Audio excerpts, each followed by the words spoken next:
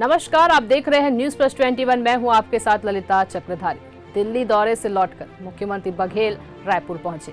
पत्रकारों से वार्ता के दौरान उन्होंने कहा कि देश में केवल दो ही मुद्दे हैं, एक अग्निपथ और दूसरा नेशनल हेराल्ड केस तेजी से चल रहे हैं। राहुल गांधी से लगातार 5 दिन तक पूछताछ की जाती है। केंद्र सिर्फ राजनीति करने का काम कर रही है। पार्टी को बैकफुट पर भेजकर हमारे नेता को दबाने का प्रयास किया जा रहा है, लेकिन हम दबने वालों में से नहीं हैं।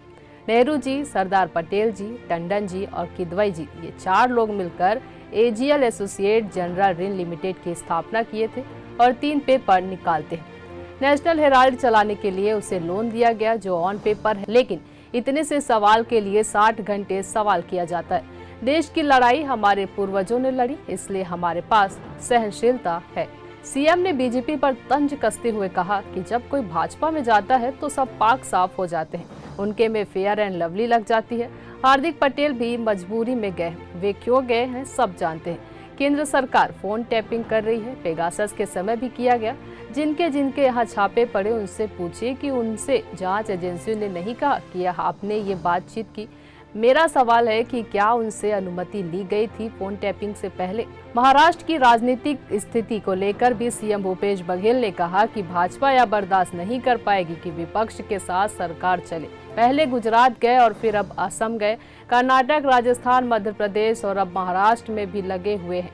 कभी ईडी, कभी आईटी, कभी फोन टैपिंग, सभी चीज गैर कानूनी तरीके से की जा रही है। सीएम बघेल के बयान पर पलटवार करते हुए कहा, विष्णु देव साय जी बहुत ही सज्जन आदमी, लेकिन उनसे यह सवाल बना नहीं होगा, इसलिए मैं पूछना चाहता हूं, पेगासस के द्वारा किसने जासूसी करे। विपक्ष के लोगों पर नौकरशाह और खुद भाजपा के लोगों की भी फोन टैपिंग की गई, इस मामले पर चुप क्यों है।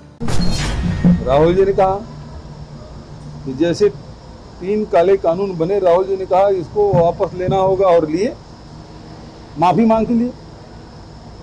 क्या क्या नहीं किए, उनको आतंकवादी घोषित किया, कार घेर दिए, गड्ढे खोद दिए, सब कुछ किए, कील गाड़े, सब कुछ किए, कानून वापस लेना पड़ा। आज नौजवानों के साथ कर रहे हैं, पहले किसान के साथ, अब जवान के साथ। तो ये कानून भी वापस होगा, ये योजना भी वापस होगी। ये कानून बना नहीं है तो लोकसभा तो पारित, मतलब लोकसभा में चर्चा चली हुई है, पारित होने एक दूर बात। ये योजना जो लाए हैं उसको वापस लेना होगा। तो ये देश किसानों का है, जवानों का है। लाल बहादुर शास्त्री नारा दिया था, जय जवान जय किसान। ये किसानों को पहले कुचले, अब ये नौजवानों को कुचलने की तैयारी। UKG भी लगी हुई थी, उसको मौका नहीं मिला क्योंकि उसकी पृष्ठभूमि कांग्रेस की थी। कांग्रेस तो पहले विधायक थी, इस कारण से उसको मौका नहीं मिला। ऐसी जानकारी से लगातार अपडेट रहने के लिए देखते रहिए न्यूज प्लस 21, आपके हक की बात।